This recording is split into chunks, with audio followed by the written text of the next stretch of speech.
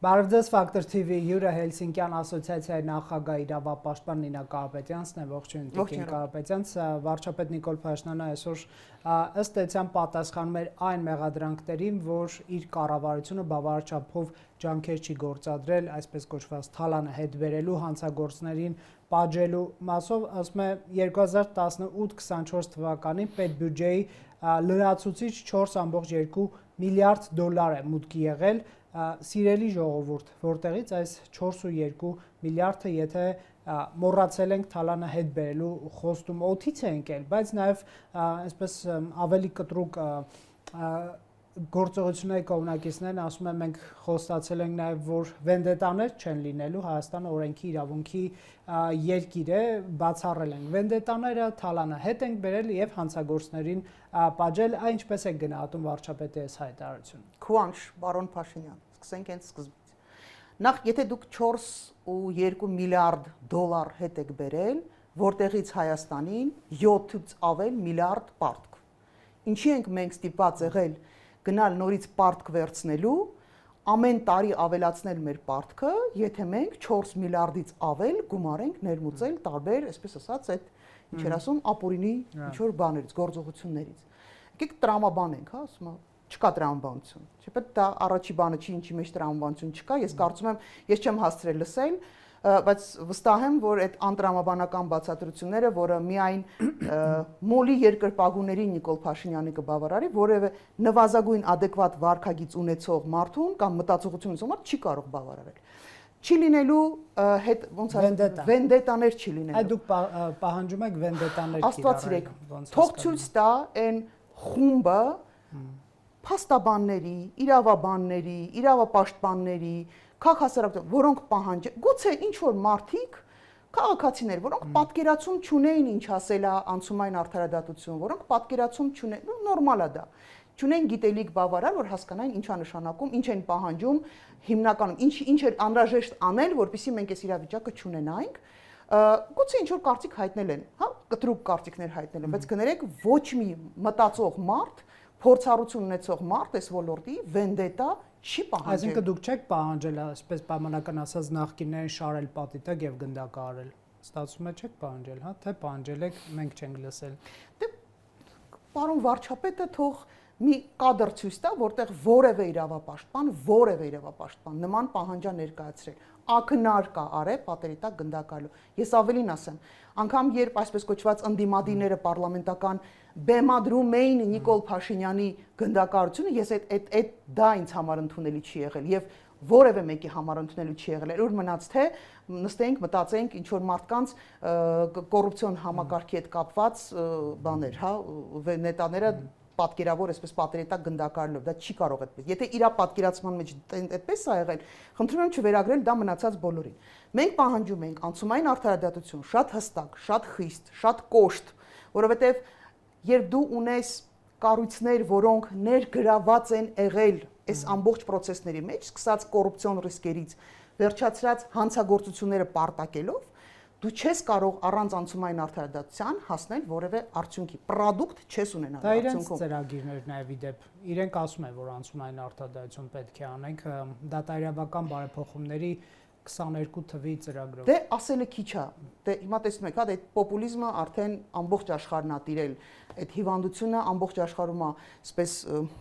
վարակի նման, չգիտեմ, հիվանդության նման տարածում ստացել, բոլորը ինչ որ բան ասում են, կարևորը թե ինչ չի ասել, կարևորը ինչա արել, որովհետև ասելը քիչ է, պետք է հասկանալ, ֆակտում մարդը ինչ գործողություններ է արել, որպեսզի ես միշտ ասում եմ, ինձ հետաքրքիր չի ինչն է իրանց խանգարել, ինձ հետաքրքիր չի ինչ խոչընդոտների են հանդիպել, ինձ հետաքրքիր է մի բան, ինչ եք արել նպատակին հասնելու համար, ես կարող եմ ասել, ոչինչ չեն արել, ուղիղ հակառակ գործողություններն են արել եւ ես համոզմունք ունեմ, թե ինչու չեն գնացել այդ ճանապարհով, չեն գնացել համակարգի բարեփոխման համակարգով եւ ես պնդում եմ դա եւ ասել եմ տարբեր անգամներ, 1000 անգամ երևի թե, բայց պիտի կրկնեմ,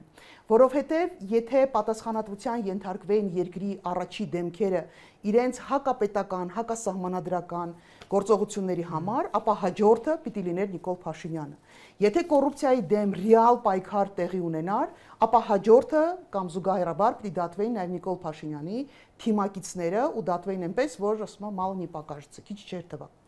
Եթե համակարգը իրապես բարեփոխվեր, ապա Նիկոլ Փաշինյանը 20 թվականից հետո չէր կարող լինել վարչապետ, որովհետև հատկապես 20 թվականից հետո իր գործողությունների մեջ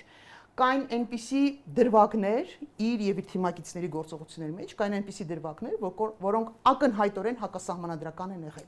Եվ եթե մենք ունենայինք գոնե մեկ քննիչ, որը լուրջ կընդուներ, այսինքն բարեփոխման process տեղի կունենար եւ լուրջ կընդուներ այս բարեփոխման process-ը, հա, բարեփոխում կոչված են, ոնց որ ժամանակին պերեստրոյկան լուրջ ընդունող մարդիկ հանգարց պատահական, հա, գլասնեսը ժողովրդավարություն եւ ոնց էր գլասնեսը ну вообще մարդիկ հասկացան լուրջ ընդունեն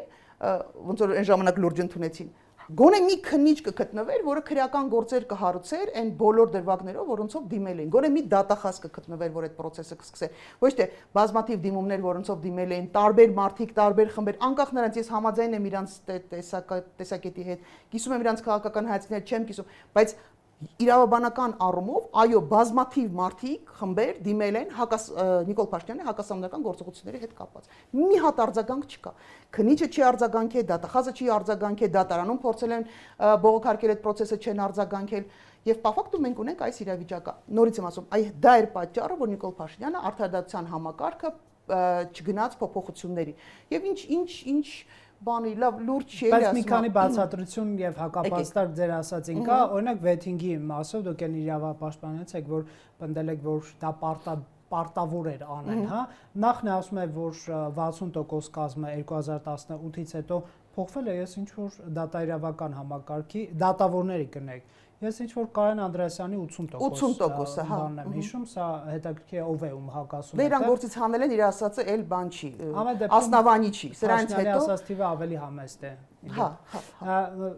տեղին չէ վեթինգի շանսը բաց թողնելու քննադատություն երկու պատճառով որովհետև 18-ին պարտավորվել են որ բոլոր պաշտոնյաները նոր Հայաստանում դրսևորվելու իրենց ուժերը ներդնելու շանս պետք է ունենա ընդհանրապես հավատարիմ են մնացել այդ խոստումին օրինակ մնացական Մարտիրոսյանը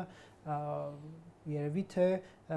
ինքը իրեն շանս է տվել եւ համոզել է վարչապետին կամ Կարեն Նիկոլ Փաշինյանը իրան վերագրում է Քրիստոսի կամ չգիտեմ աստվածային ինչ որ բաներ է վերագրում եւ որոշել է որ մարդկանց մեղքերը ըստ նպատակահարմարության ըստ այսպես իր քմահաճության կարող է ինչ որ մեկին ներել ինչ որ մեկին չներել որովհետեւ եթե դու կամ քո թիմը ներկայացնում են ԲԴԽ այսպես հա հայցեր են ներկայացնում ԲԴԽ ինչ որ մարդկանց ինչ որ գործողությունների համար դատավորի լիազորությունները դադարեցնելու հետ կապված եւ զուգահեռաբար Նիկոլ Փաշինյանը ներում աշնորհում ինչ որ մարդկանց ու մնացած դատավորներին այստեղ հարց է ծագում իսկ դու իսկապես քեզ տենց աստվածային կամ դատական համակարգի աստծո տեղ ես դրել դուք ձեզ вообще ում տեղն եք դրել Այսիքանից հետո ես բացի վեթինգից շատ երկար ժամանակ արդեն պնդում եմ, որ մենք անհրաժեշտություն ունենք լուստրացիա իրականացման, որտեվ շատ կարևոր է հարցնել, թե այդ վեթինգ, այն ինչ իրանք անվանում են վեթինգ, դա իրականում վեթինգ այդ աղերս չունեցող process է, շատ կարևոր է հասկանալ այդ վեթինգ անողներն ովքեր են։ Եվ ես շատ կոնկրետ հարց եմ տվել։ Անցումային արդարադատությունը, լուստրացիան, վեթինգը իրանք շատ թանկ հաճույք են։ Եվ այդ թանկ հաճույքի արդյունքում շահում է պետությունը, բայց պարտվում են նրանք, ովքեր որ վայելել են արդարադատության լռությունը, կամ արդարադատությունը որպես գործիք օգտագործելը, կոռուպցիան որպես սեփական, այսպես հարստանալու միջոց օգտագործելը, այսինքն հակառակ կողմը բավականին ուժեղ է եւ հարուստ է։ Հիմա այս հարց եմ տալի, եթե անցումային արդարադատությունը, ներառյալ վեթինգը եւ լուստրացիան թանկ հաճույք են, ապա դա չիրականացնելը ինչ արժի։ Դա գին ունի, թե չունի։ Իսկ ովքեր եղան որոշում կայացնողները, որ մենք դրա կարիքը չունենք։ Իսկ գուցե իրենք այլ հետաքրքրություններ ունեին դա չանելու համար։ Եվ ինչպես ասացի սկզբում, առաջին թիվ 1 իրենց հետաքրքրությունը նա էր, որ իրենք շատ լավ հասկանում են, իրենք կարող են, գիտեք, անկանոն շարժումներ անել ազգային ժողովում, անբովանդակ ելույթներ ունենալ, իրենց, չգիտեմ, չեմ ուզում վիրավորական բաներ ասել, բայց իրենց զբաղեցած պաշտոնին ոչ պատշաճ վարքագիծ ու խոսույթ դրսևորել, բայց իրենք անմեղսունակ չեն։ Իրենք շատ լավ հասկանում են, որ եթե կա օրենք, եթե օրենքը գործում է, եթե կա արդարադատության համակարգ, հաջորդ պատասխանատվության ենթարկողները լինելու են իրենք։ Եվ իրենք բոլոր ամեն ինչ արեցին, որպեսզի նախադեպ չստեղծեն իրենց պատասխանատվության ենթարկելու։ Ես անկեղծորեն մեծ հույս ունեմ, որ մենք հաջորդի մեր եկող իշխանությունները իսկապես կանցնեն հատկապես լուստրացիայի process-ը, որտեղ միջև դու չես արել լուստրացիա, միջև դու չես բացել թե ով ինչի համար է ծառայել եւ ով ում, չգիտեմ, ագենտն ա եղել, նորից եմ ասում, 1000 անգամ ասել եմ, ելի կասեմ, եթե մեկը մտածում է, որ դա ինձ չի վերաբերվում, ես առաջարկում եմ ինձանից սկսել լուստրացիայի process-ը։ Ամենաշատ խոսացողից սկսեք։ Եթե մենք այս process-ը չանցանք, մենք հնարավորություն չունենք գնալ բարեփոխումներ, դեպ ամեն անգամ այդ հանձնաժողով կոչվածները, այդ, չգիտեմ, 16 թվի իրադարձությունների հանձնաժողովը, 20 թվի իրադարձությունների հանձնաժողովը, ասեք, էլ ինչ է, 6 լուստրացիա իրականացնողները Ռուսաստանի այդ խնդիրներ չի առաջացնելու։ Ռուսաստանի հետ քաղաքական խնդիրը առաջացնելու մեր ամեն ինչը։ Եթե մենք պետություն կառուցելու համար հարմարվում ենք, ես հասկանում եմ, որ այսօրվա իշխանությունները, ես ուղղակի շոկի մեջ եի բանից, արդարադատության նախարարը, որ ասեց մենք պիտի սահմանադրություն ունենանք, որ հանգարց մեր կողքի, մոտավորապես եմ ասում, կողքի հարևաններից չսրտնեղվեն, որ բոլորը գոհ լինեն։ Այդպես պետություն չեն կառուցում, հասկանում եք, ինքնիշխան պետություն այդպես չի կառուցվում։ Կապ չունի թե ով է դժգոհ լինելու, ով գոհ է լինելու։ Դու պիտի ստեղծես այնպիսի համակարգ, որը կբխի քո պետության շահերից, քո հարատևությունից, ոչ թե 5 րոպե քո պաշտոնում ավել մնալուց, ոչ թե սրա նրա տենց բարի ժպիտը, տենց ձերսխմելուն արժանանաս, այլ քո հավերժ, եթե ուզում եք հարատևությունը, կամ գոնե երկարատև ժամանակով քո հարատևությունը ապահովելու համար։ Տեսեք, Տիկին Կապետյանց, մեկ էլ պարզվում է նախկին նախարարներ, падգամավորներ, դրանք հիմնականում եղել են նախկին իշխանությունների ներկայացուցիչները, Ռուսաստանի քաղաքացիները եւ երբ որ իրավապահներն նրանց որոշել են հարցեր տալ, այդ մարդիկ հավանաբար նախապես իմացել են, որ իրավապահները իրենց հարցեր են տալու, չգիտես որտեղից, հեռացել են Ռուսաստան եւ երբ որ այստեղից դատախազությունը խնդրել է, որ մեր սիրելի մկներին եւ ձկներին, ինչպես Փաշինյանն է ասում, հետ վերադարձրեք, մենք նրանց հետ գործեր ունենք, ասում են մեր քաղաքացիներն են, հա։ Հիմա պատկերացնում եք լուստրացիա տեղի ունենա եւ պարզվի, որ ասենք ներկա կամ նախկին իշխանության տարբեր ներկայացուցիչներ, կարկառուններ ոչ թե Ռուսաստանի քաղաքացիներ, այլ ուղիղ ագենտուրայի ներկայացուցիչ են, կփլուզվի ամեն ինչ։ Այս դրա համար է պետք, որպեսզի մենք անցնենք լուստրացիա։ Դուք եկաք ապացուցելու են, ինչը որ ես մտածի մաքսիմում կարճ ասեմ, բայց դուք ավելի երկարացրեցիք ու կոնկրետ ապացույցներ բերեցիք։ Որպեսզի իրականացվի որպեսզի չիրականացվեր լուստրացիա կամ ասենք դրա անհրաժեշտությունը չկա, շատ կարևոր է հասկանալ։ Օրինակ նույն անցումային արդարադատություն վեծինգ լուստրացիան, ինք ասում, շատ թանկ, շատ ժամանակատար, շատ ծանր process է, ներսի հարաբերությունները բավականին տենց լարող process է։ Ու դու ամենաառաջի հարցը որ քեզ պիտի տաս, արդյոք դու առանց այդ process իրականացնելու դու կարող ես քո եղած համակարգերով այս ամբողջ process-ը, զտման process-ը, մաքրման process-ը, հա, կայունացման, կարգավորման process-ը կարող ես անցնել, որտեղ նես չի որ մենք դատախազություն չենք ունեցել, ազգային անվտանգության ծառայություն չեն ունեցել, էլի լիքը կառույցներ չենք ունեցել։ Հիմա Ադիբեր վնիմանիա вопрос։ Եթե մենք ունեցել ենք ազգային անվտանգության ծառայություն, հարց, շտաբի պետը ո՞նց ա եղել Ռուսաստանի Դաշնության քաղաքացի։ Գլխավոր դատախազը ո՞նց ա եղել Ռուսաստանի Դաշնության քաղաքացի, հարց, ազգային անվտանգության ծառայություն։ Հիմա որ ասում ախր խոխմա գիտեք, բնավոր ազգային անվտանգության ծառայության աշխատակիցներ մեկ-մեկ որ տենց առանձին, դե քաղաքը փոքր է, սաղ ասել իրար ճանաչում ենք, որ ոչ մի բան չլինի, ասում թաղումը պանիխիդան կա, որ ընդհանուր ծանոթներ են գնում, գնում ենք մասնակցելու։ Ժորժան ասում որ գալիս եք նեղացած դեմքով ասում եք կլինի այդքան բան չասես, չէ, չի լինի։ Պարզ հարց եմ տալի, շտաբի պետը ո՞նց կարող լինի Ռուսաստանի Դաշնության քաղաքացի։ Քո գեներալիտետի թոշակի գնացած գեներալիտետի մեծ մասն չի ստանում Ռուսաստանի Դաշնությունից թոշակ։ Հարց։ Բա դուք ուր եք այսքան ժամանակ։ Եթե կա համակարգ, որը պիտի իրականացներ այդ լուստրացիան, դա իրանց պարտականությունն է եղել։ Ամեն լուրջ կառույցում կա առաջ կոչվում էր բան, հա,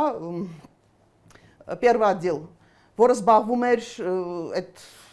աշխատանքներով անվտանգային, այսպես ասած։ Բա եթե այս բոլոր տեղերում դուք ունեք ձեր մարդկանց, ու շարունակաբար մենք այս խնդիրն ենք ունենում, բա չլինի լուստրացիա։ Լավ, առաջինը ինձ թողանեն, հետո ԱԱՑ-ին, համաձայն։ Երկրորդը ինձ, երրորդը մեզ։ Բոլորին, ես համաձայն եմ բոլոր այն մարդկանց, ովքեր որ հավակնություն ունեն հանրային հարթակներում ելույթ ունենալու, առավել եւս քաղաքական պաշտոններ զբաղեցնելու, քաղաքական հավակնություններ ունենալու, այդ բոլոր մարդիկ պիտի անցնեն լուստրացիա։ Սա չի նշանակում, որ բոլորին են, ոնց ասել, դնեն պատիտակ գնդակարեն, վենդետա, վենդետա պետք չի անել։ Դու հայտարարում ես, որ ցանկացած մեկը, ով հավակնություն կունենա, լինել հանրային մարդ, հանրային ելույթներ ունենալ, կամ առավել եւս քաղաքական պաշտոններ զբաղեցնել, այդ մարդը պիտի անցնի լյուստրացիա։ Մարդը գիտի իր կերած բողկերը։ Ինքը չի մտնում այդ քաղաքը։ Այդքան խելք ունի, որ չմտնի, չի մտնում։ Այսինքն դա նաև քաղաքականությունը կրիմինալից ազատելու միջոց է։ Այդ տեսեք, ինքը դաժե կրիմինալ չի, Ռոբերտ ջան, ինքը գիտեք ինչա, այնպես չի որ բոլոր ամբողջ ագենտուրան դա կրիմինալի հետ կապված է, չէ, այնտեղ կան շատ լուրջ, այնտեղ կան, գիտնականներ կան մեջները, հասկանում եք, տենց լուրջ գիտական կոչումներով, մեկ էլ նայում ես, բան, հասմա,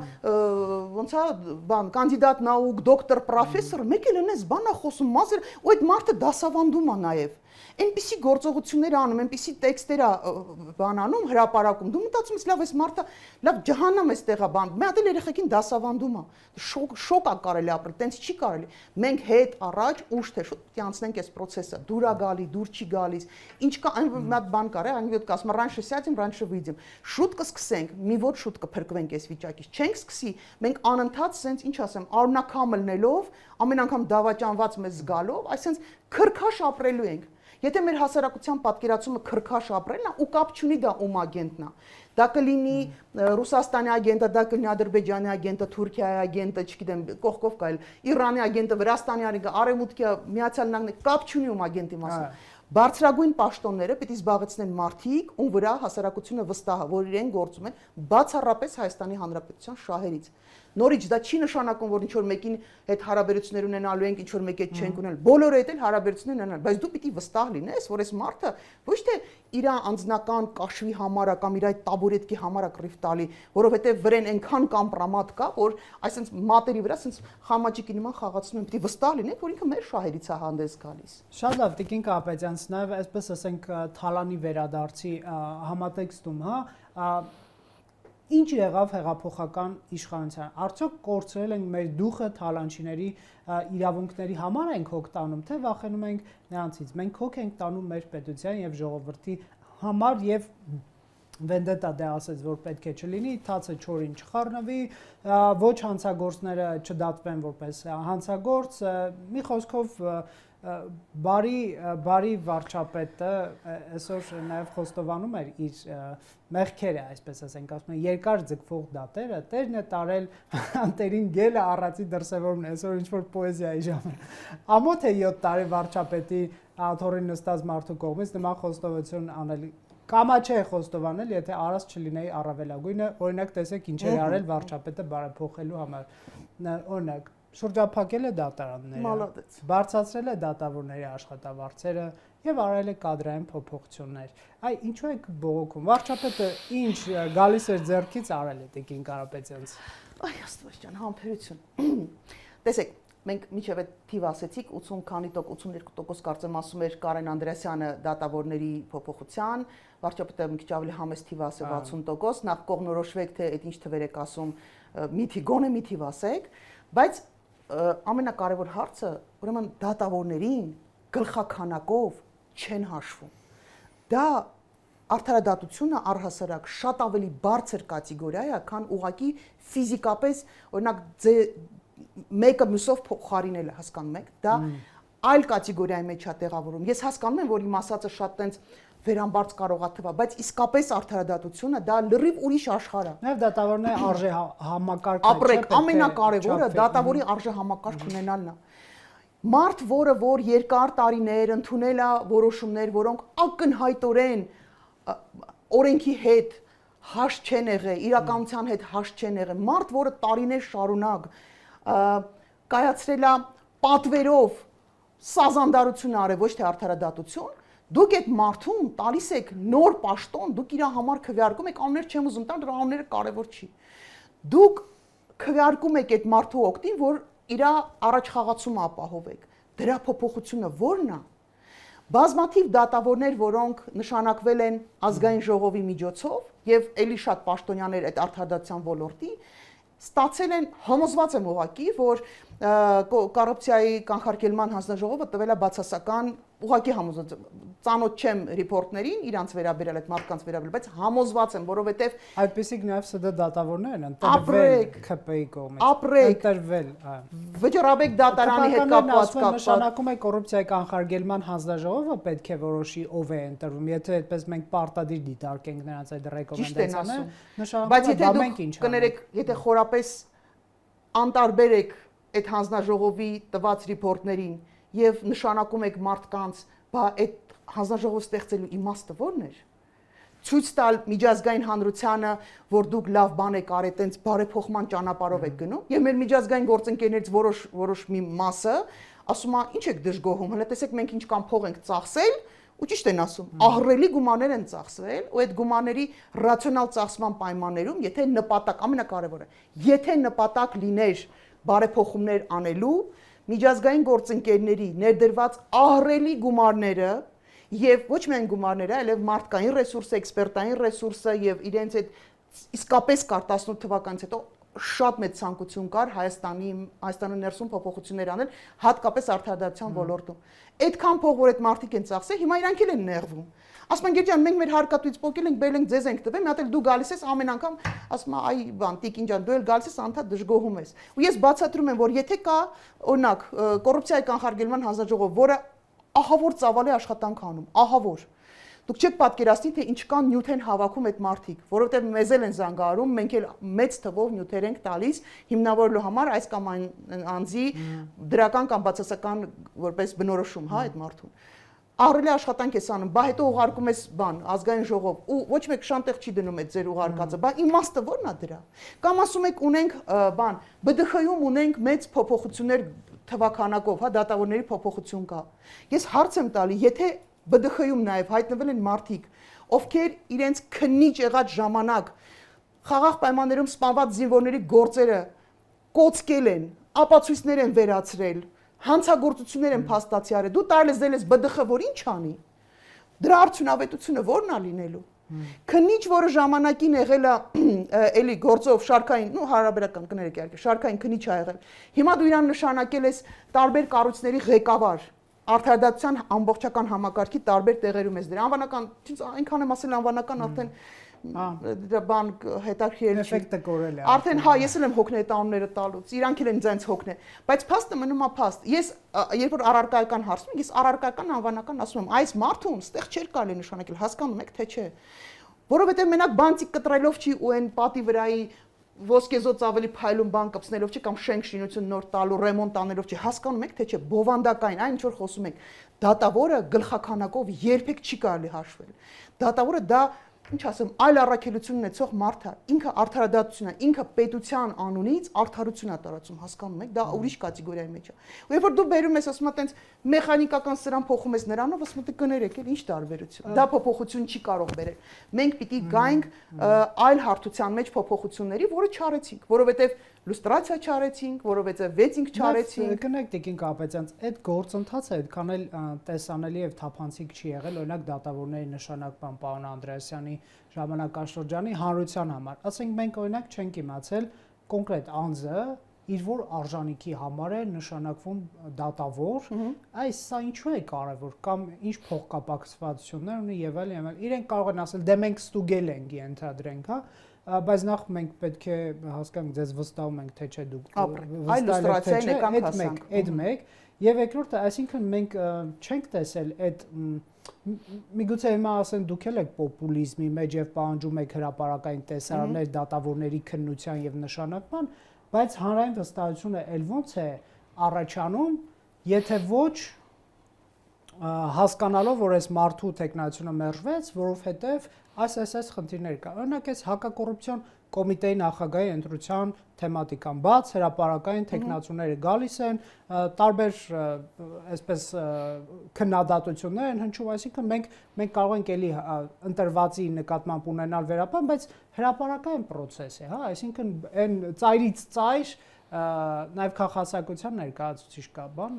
այսինքն այդ գործընթացը թափանցիկ է։ Մենք կարող ենք, եթե ընտրվի այդ մարդը այսպիսի վերապահումներով կարող ենք չվստահել, ունենալով այդ բայց նույն դատավորների նշանակման բան մենք նման բան չենք տեսել կամ դատախազներ եւ այլ, այ ինչ կարող եք ասել, ինչու սա հրապարակային այսպես հանրության վստահությունը ներշնչող գործուն մեխանիզմներով չարվեց։ Դե անպայման հազար ու մի պատճառ կգտնեն թե ինչու իրանք չեն արել, բայց եկեք կազմիլ լինենք, եթե դատավորի լիազորությունները դադարեցնելու process-ը, դատավորին մեղավոր ճանաչելու process-ը հրապարակային է, լոգիկան ո՞րն է, որ նշանակելու process-ը չի լինում հրապարակային։ Ում ծանոթներում բարեկամներում աշխատակիցներ։ Իսկ այդ տվյալները ռիպորտում կա, հակակոռուպցիոն հանրաժողովի այդ բանում ռիպորտում ինքը լինում է, թե ում հետ ինչ ազգակցական կապ ունի։ Ժողովուրդ եկեք հասկանանք, եթե դատավորը անհանգստություն ունի, որ իր վերաբերյալ լրացուցիչ տվյալները կարող են հրապարակվել ու դա իր համար անհանգստության թեմա կարա լինի, այդ թող չընտրվեն։ Լիքը ուրիշ լավ աշխատանք կա։ Թող գնան, չգիտեմ, փաստաբանություն աշխատեն։ Հա, իրանց դատավորները շատերը ասելով, տենց ասում, հա, դուք փաստաբաններով, տենց բան լեզուներդ երկար է, փողները շատ է, չգիտեմ, ինչի, ասում, դե մի հատ կառույցանը պետք է ծառայության մատուցեն, քանի որ էական տարբերություն կա փաստաբանի եւ դատավորի միջեւ։ Դատավորը իրականացնում է արդարադատություն Հայաստանի Հանրապետության անունից։ Ինքը երբեք չի ասում, ես ասենք Գասպարյան Գասպարս որոշեցի իմ անունից սենց որոշում, չէ, ինքը ասում է հանուն Հայաստանի Հանրապետության եւ կներեք, եթե հանուն Հայաստանի Հանրապետության ինքը դատավճիռ է կայացնում կամ որոշում է կայացնում, դե ինքը պիտի նաեւ պատասխանատվության չափը զգա։ Եթե վարչապետը պնդում է, որ միայն ասենք աշխատավարձը այնտեղ բարձրացրել, չգիտեմ, ինչ շրջափակել եմ դատարանները։ Տեսեք, ես մասնակցել եմ միջայլոց։ Այդ կոչին ես մասնակցել եմ ու շատերը ինձ այն ժամանակ դատապարտեցին, բայց ես բացատրում եմ հետեւյալ կերպ։ Առաջինը, եթե համակարգը, եթե դատարանը չի իրականացրել արդարադատություն, իսկ ես դրա ապացույցները ունեմ անհիշելի ժամանակներից, որտեղ ես 1998 թվականից Հելսինկյան ասոցիացիայում տարբեր կարգավիճակներով, սկզբից որպես դիտորդ, հետո որպես փաստաբան, էլի տարբեր կարգավիճակներով 98 թվականից եք սկսել քանդել։ Ես վայթե միջի դրանք շուտել եմ քանդել։ Այդ տրամաբանության մեջ, 88-ին էլ եմ դպրոցականի միտինգների էի գնում։ Տեսեք, եթե 98 անհրաժեշտություն կա, ես 98 թվականից կարող եմ ապացույցներ բերել հատորներով, գրուզավիկներով, չգիտեմ, մեծ տարածքներով, ֆուրերով, ինչով ա ուզում բերեմ, որ համակարգը չի իրականացրել իր վրա դրած արդարադատության համակարգը չի իրականացրել իր վրա դրած պարտականությունը, ուղիղ եւ միակ պարտականությունը արդարադատություն իրականացնել։ Հետևաբար ես այդ համակարգը չեմ ընկալել որպես արդարադատության համակարգ։ Այս բան չեմ անում, են որ ասում է հիմա մոդայ կա, չէ՞, կրուտի տա լինում, չէ։ Ես իմ արածների ամեն արածի համար ու ասացի համար պատրաստ եմ պատասխան տալ։ Եվ նաև հեղափոխական կոչերով հանդես եկող ուժին ես կարծում եմ, որ անհրաժեշտ է տալ աջակցություն, եւս մեկ անգամ աջակցել, տեսնել դրանից հետո ինչ-որ բան կանեն, թե չէ։ Եվ եթե հիշում եք, այդ շրջափակումից հետո վարչապետը հանդես եկավ մի տենց աշխարհացունց տենց բանով էլի, այս սաղին սենց ու ոչ մի բան։ Ու դրանից հետո շատ ներողություն, դրանից հետո անցան մի քանի տարի չէ, դրանից հետո մի կես տարի հետո որ պարզ դարձավ, որ բանի հետ այդ ժամանակվա նախարարի հետ հանդիպեց, ոնց էր ազգանը, Բադասյան, այդ տղայի անունը հետ չեմ կարող, Ռուստամ Բադասյանին, հա, հետ անունը չեմ կարողանում հիշեմ, ինչ-որ լիչնա։ Երբ որ հանդիպեցին ու շատ լուրջ դեմքով պարոն Բադասյանն ասում է, գիտեք, մենք չենք կարող գնալ այդ փոփոխությունների, որովհետև մեր սահմանադրությունը թույլ չի տալի։ Ու դրանից հետո 5-6 տարի սահմանադրությունը չեն փոխում։ Նիկոլ Փաշինյանին դա չէր խանգարում, որ սահմանադրությունը թույլ չէր տալի գնալ վեյտինգի, իլյուստրացիայի, անցումային արդարադատություն իրականացնելու։ Այդ իրան չէր խանգարում։ Իրան խանգարեց սահմանադրությանը, մենակ այն ժամանակ, երբ որ պարոն Ալիևը նման պահանջ ներկայացրեց, իրանք միջև հիմա ասում են, չէ, Ալիևը չի ասել, չնայած ամեն օրվա ռեժիմով Ալիևը այդ պահանջը ներկայացնում է, Ալիևն ու իր բաժին սազանդարները։ Ասածս ի՞նչ է։ Արդարադատությունը միևնույնն է, ինքը անհրաժեշտ գործիք է եւ ամենակարևորը ինչը պետք է հիշել, արդարադատությունը այդ այն ոլորտն է, որը մնայուն է։ Եվ ոնց որ ասում են բան, հա, երրորդ իշխանության երրորդ թևը, որովհետև գործադիրը փոխվում է, ինչքան էլ ուզենա ոտը կախկցի, փոխվում է։ Օրենսդիրը ինչքան էլ ուզենան մնան, իրանք փոխվում են։ Դատական համակարգը, արդարադատությունը իրականացնող համակարգը ինքն է երաշխավորը, որ մենք չենք ունենա հակասահմանադրական որոշումներ, որ մենք չենք ունենա հակապետական գործողություններ, ինքն է երաշխավորը, որ մենք չենք ունենա գործողություններ, որոնք կտապալեն մեր երկիրը։ Եվ դա դրա համար է կարևոր, որ մեր արդարադատության ամբողջ համակարգը լինի պրոֆեսիոնալ, չէ, զտված, պրոֆեսիոնալ եւ պաշտպանված։ Այսօր ԱՄՆ-ն տեսնում եք ինչի շնորհիվ է կարողանում նախագահ Թրամփի հրամանատարին դիմադրել։ Միայն դատական համակարգի։ Միայն դատական կոնգրես բան, ոչինչ, ոչ մի մեխանիզմ չի գործում, հա։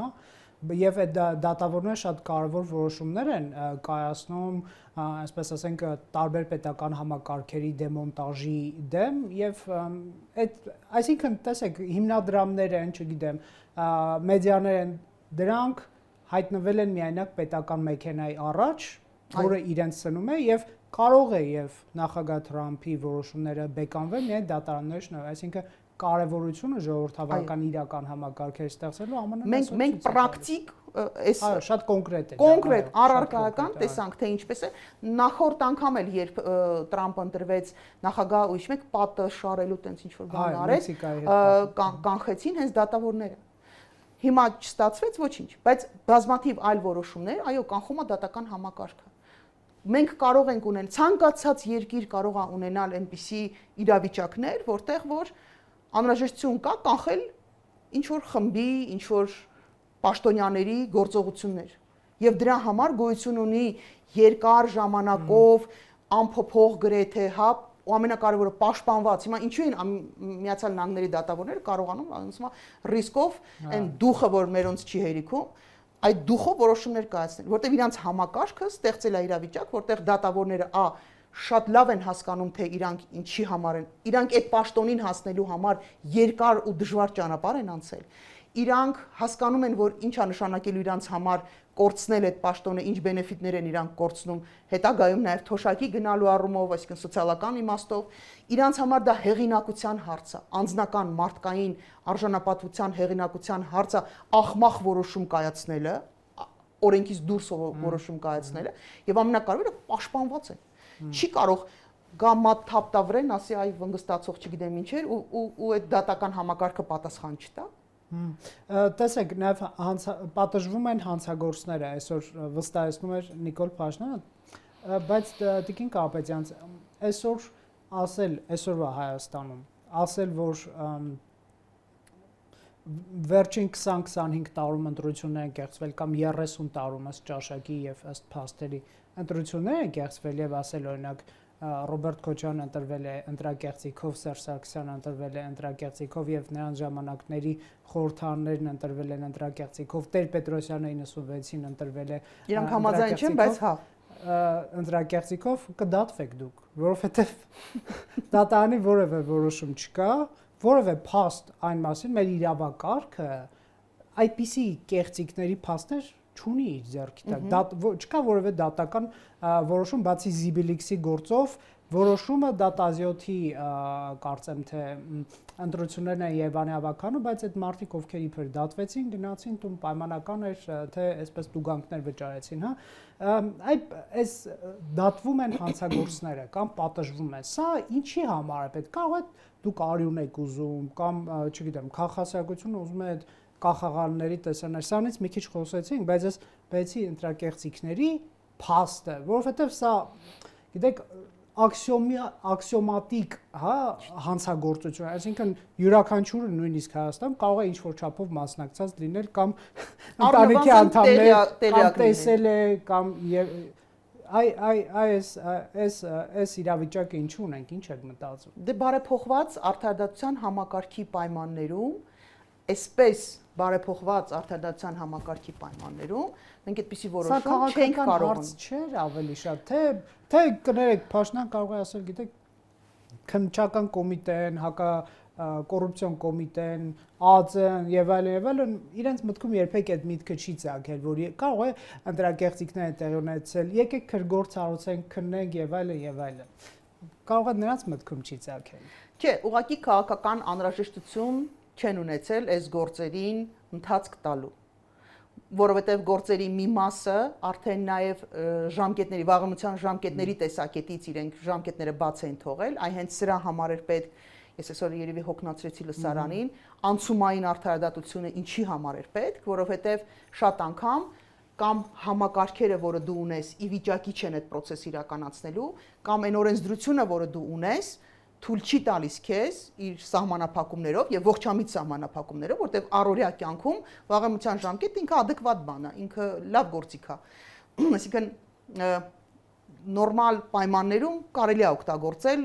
չարաշահելն հենց ոնց որ ստեղ են չարաշահում։ Բայց այն պայմաններում, այն իրավիճակը, որը մենք ունեցել ենք մինչև 18 թվականը եւ 18 թվականից հետո էլ, որովհետեւ դա շատ կարեւոր մաս է։ Այնպես չի որ 18 թվականից հետո մենք sense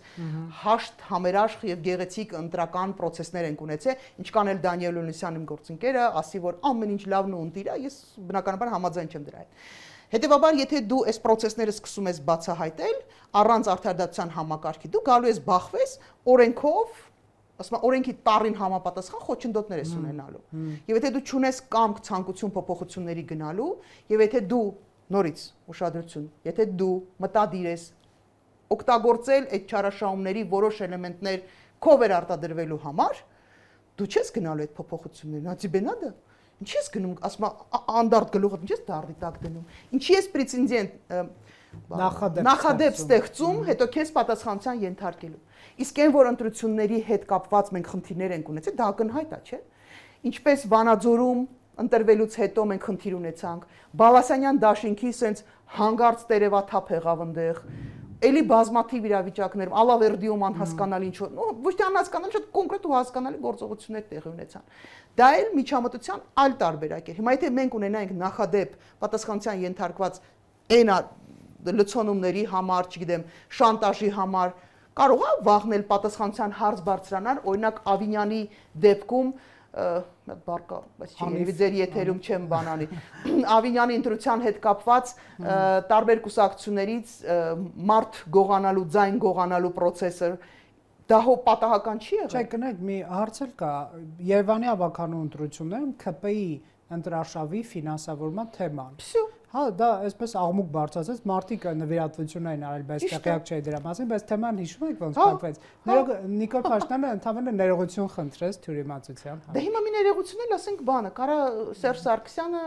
Քոչարյանն ու Լևոն Տեր-Պետրոսյանը Քոչարյանը մարտի 1-ի համար չի խնդրել ներողություն։ Դե չի խնդրել, զատո բան է ստացել։ Տարբերվում են, տեսնում եք։ Մի րոպե, ներողություն չի խնդրել, բայց Նիկոլ Փաշինյանի արած բարեփոխման արդյունքում մարտի 1-ը, որ ասում էր բացահայտված է, իջում եք հրապարակում ասում է ամբողջությամբ ծավալով բացահայտված է։ Բայց դեռ Սերժ Սարգսյանը ներողություն խնդրել է Սարի թաղի համար։ Իսկ մենք այն ժամանակվա տուժած լրագրողներից նրան չներեցինք ակնկալելով արտադրություն, ինչը տեղի չունեցավ։ Ու ճիշտ արեցիք։ Այդ թվում է մի րոպե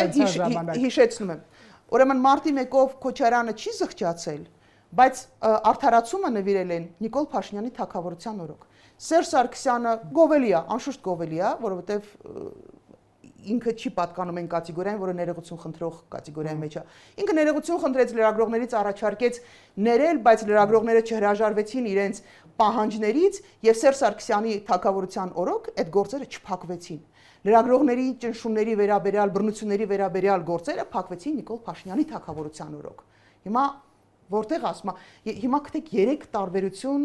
այս բոլոր դերակատարների միջև։ Ես ցավում եմ, բայց մենք հիմա էլի կասեն, որ նորից միայն քննադատում է, ցավոք սրտի, այո, ես միշտ քննադատելու եմ Նիկոլ Փաշինյանին, որովհետև